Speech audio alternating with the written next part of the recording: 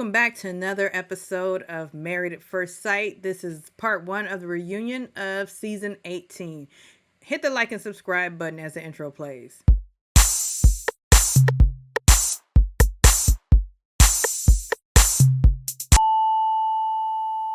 Now, as I say every week, this isn't a full recap. This is, more of my opinion. I don't give all the details. I just give highlights, things that come to mind. So what comes to mind instantly about this reunion is... boring. Why do we have a part 2?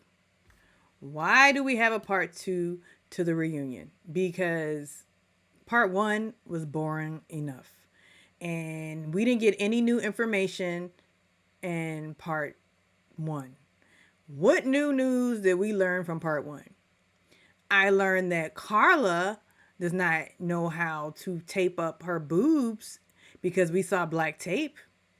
And Karla, did you really need to tape up your boobs? I'm just saying. No shade, no shade. Did you really need to tape up your boobs?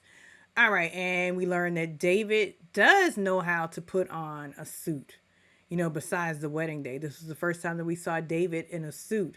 He never dressed up for Michelle. No, he never dressed up for Michelle. And instead of a high bun, he did a low pony. So David had on a suit. And we also learned that Camille, though she wears simple things, wears ill-fitted things. A sticky situation to be in. Because that dress was so ill-fitted and it made her look disheveled. And it looks like Thomas has been eating very well, everybody. Because he looks like he's put on some weight.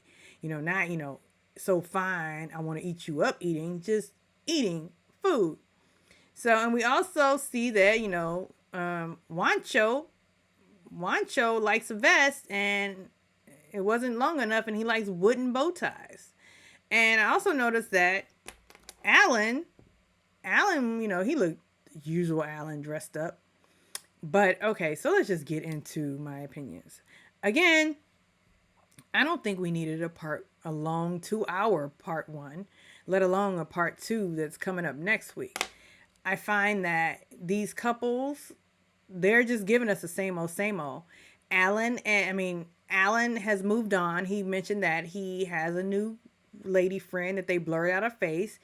But we're gonna find out who this girl is, y'all. We will. And once we find out, I'm sure she'll be on the internet. We want to see who Alan is dating now. But he mentioned that he had a matchmaker before he got on the show. They went out on a date, and then the day of his wedding, she called him saying, I'm ready for a second date. Dad, I don't like people playing on my phone. That was a sign, Alan, but you didn't know. So he went on and got married to Maddison, who treated him like doo-doo. And, but under the guise of, I'm just trying to help you become more attractive to me. And yeah, if you do this, Alan, I'll like you.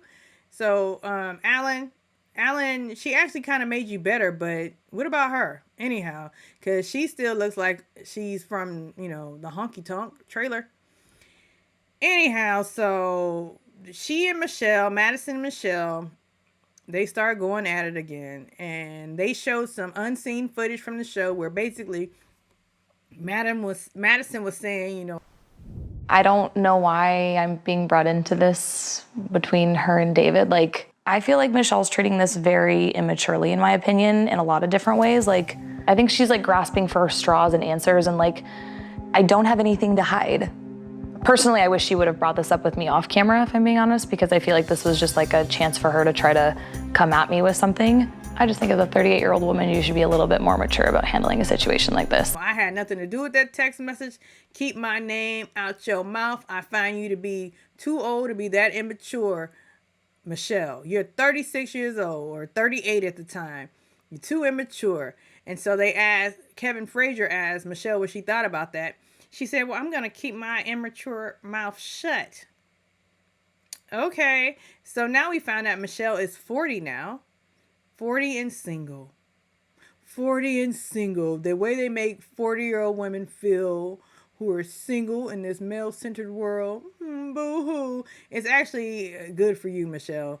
She says she's dating and enjoying life, and she has less stress because this process is over. And I bet you do. You have less stress than Madison. Madison is trying to play this role like she has it made with David in the shade, but it's gonna blow up on them like the World Trade. Ooh, can I say that? I'm sorry! It will. It will. Though it's been a year at this point and they're still together. And David revealed that I am no longer in the basement. I'm not in mom's basement anymore. Where do you live? I moved in with Madison. Oh, like that's better. Moving in with your girlfriend. How much of that rent is he paying? Somebody find that out. How much are they splitting rent?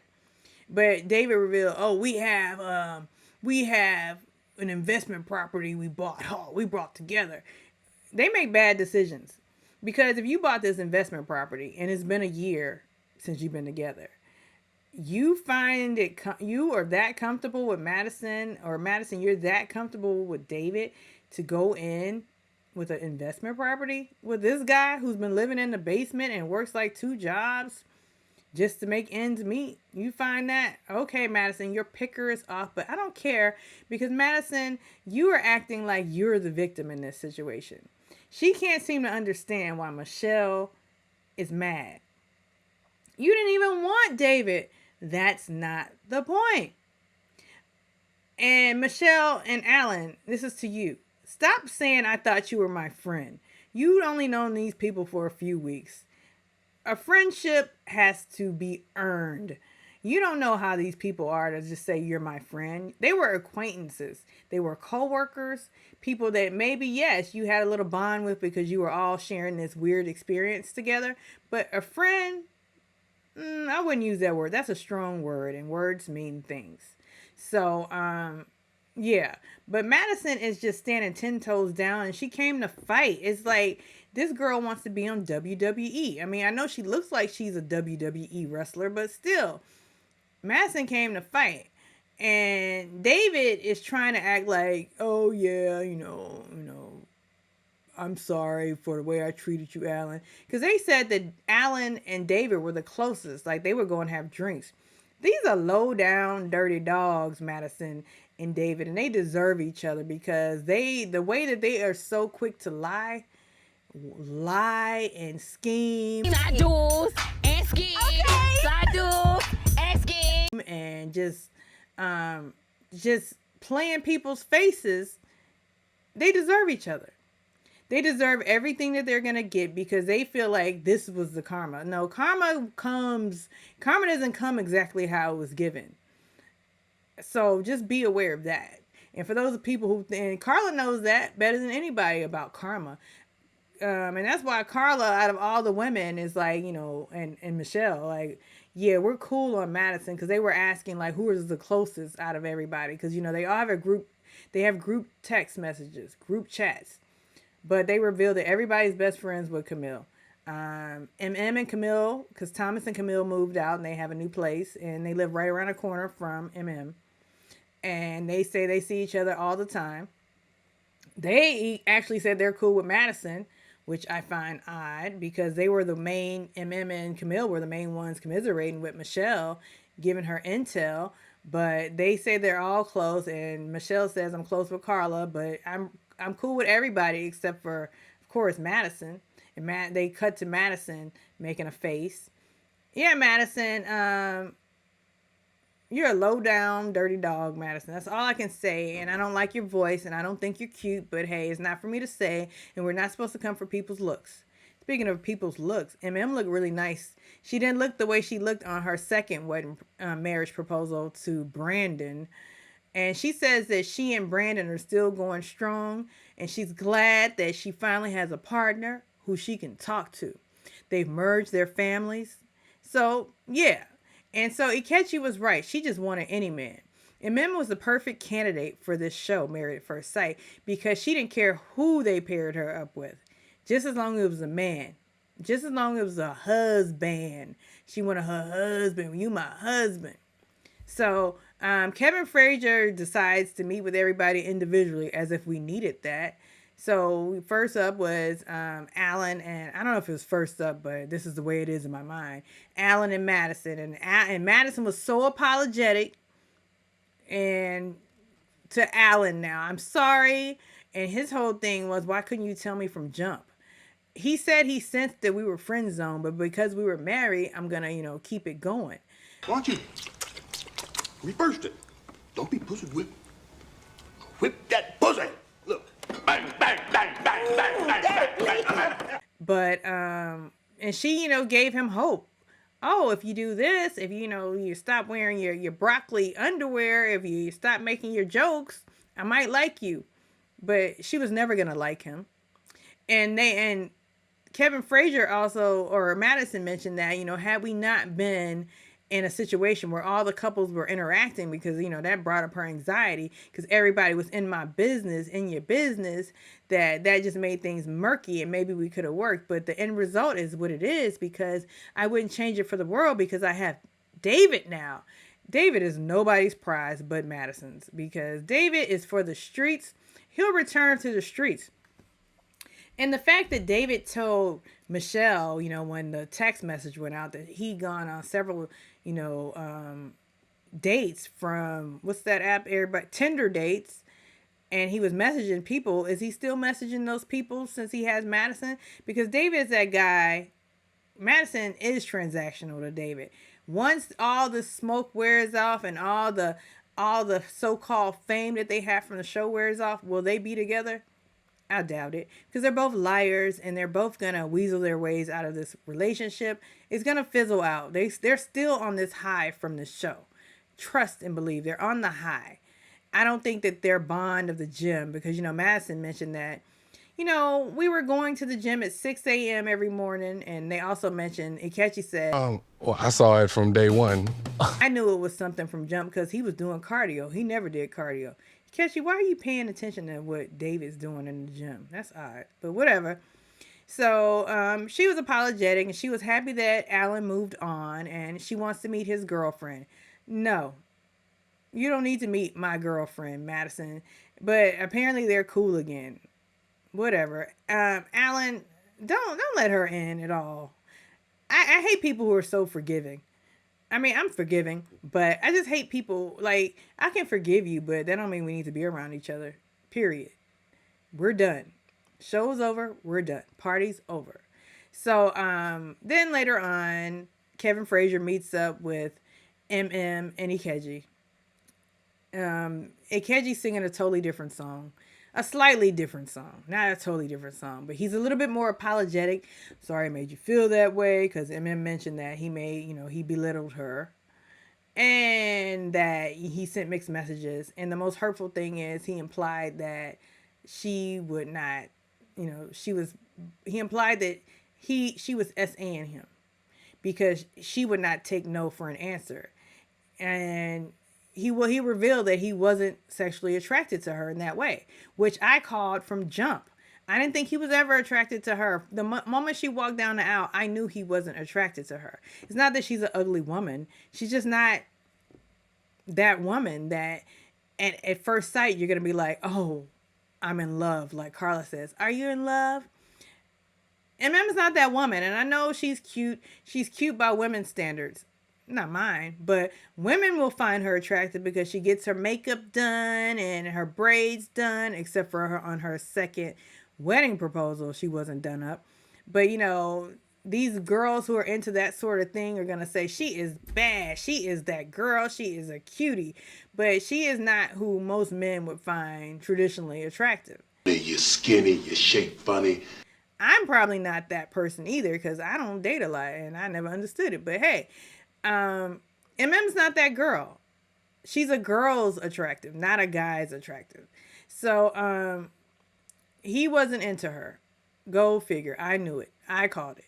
So she said he belittled her. He apologized and he wished her the best. But I feel like Ikechi was just coming in because he knew he got smoke from the internet, and he's trying to clean up his image. So therefore, he was apologetic. Whatever.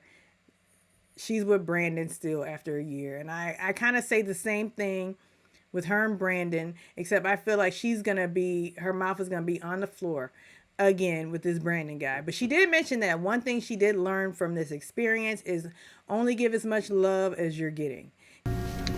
Message! Because she knows she goes in full throttle. She is somebody who puts her heart on the table instantly. She goes all in. She said she was committed to this process because that's how she is. If she commits to something, she's going to finish it. Sometimes you got to give it up, turn it loose, know when to hold them, know when to fold them. And she's not that type of girl. And that's what she's doing again with this Brandon guy, but she won't admit it. But he's going to hurt her. I hope not. But just from who he appeared to be on the show, he's a walking red flag. But anyhow, what else happened? So Michelle and David met up. Why? We don't need to see this again. It's more of the same old, same old. Michelle just wants him to admit that the relationship started way before the text messages. And we all know, all the viewers, everybody knows that text message, "You're so damn fine, I can't wait to eat you up," wasn't a message to somebody who hasn't already eaten her before.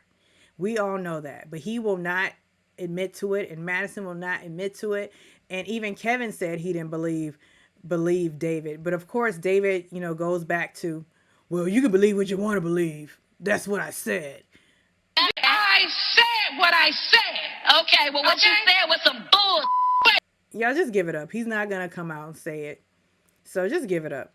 So anyhow, they get to Thomas and Camille, and I'm not going to lie, I kind of fast forwarded through most of them because they were boring. They were boring throughout the season, and I'm glad. Boring relationships tend to work the best. With two boring people, they can be boring for a lifetime together. They're content being boring. And although Thomas said he was shocked that he was still happy, really, that's weird. But, hopefully they'll make it. They were boring. That's just it. And Kevin asked whether or not the kids were in the future, and they said maybe in a year. Thomas isn't getting any younger, but, to be a father, to throw the ball with he's only in his 40s, early 40s. Who am I talking about? I'm being an ageist, and I'm older than both of them. Who's that dummy now? So anyhow, they had their package. They're still together. Maybe they'll last a lifetime. Who knows? Hopefully so. But this episode was very boring to me. I don't know why they have a part 2. I guess for Karla and Juancho to hash it out with, Karla's pettiness on the honeymoon. Why? We don't care. We don't need any more, but they're going to give us another week because that's what the contract is with Lifetime. That's what they signed up for. So Married at First Sight has to have another episode. And I think they're probably going to have a Where Are They Now episode. So anyhow, hit the like and subscribe button and tell me your thoughts about part 1 of the reunion. Bye.